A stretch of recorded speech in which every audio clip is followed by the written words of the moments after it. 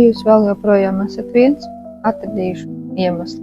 Jūs mēģināt iepazīties ar sievietēm, taču vienmēr piedzīvojat atraidījumu. Jums šķiet, ka sievietes nemaz nezina, ko pašas vēlas.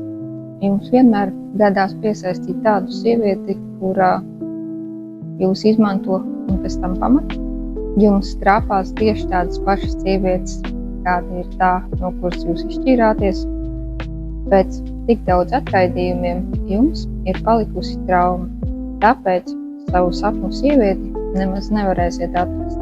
Jūsu mamma bērnībā pret jums bija emocionāli vardarbīga, un tēvs jūs sita un pazemoja, vai arī jūs uzaugāt bez tēva, piedzīvojāt, ka jūsu vecāki savā starpā daudz strīdas un nespēja sadzīvot, vai arī piedzīvojāt, ka jūsu vecāki izšķīrās.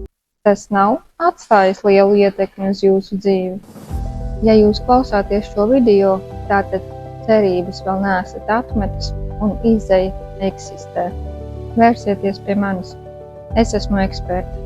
Es esmu palīdzējusi jau daudziem vīriešiem atgūt iekšējo mieru, spēku, pašvērtējumu, pārliecību un palīdzējusi veikt brīnumaini lielas pārmaiņas viņu dzīvē. Tā rezultātā viņi ir spējuši piesaistīt sev patīkamu sievieti.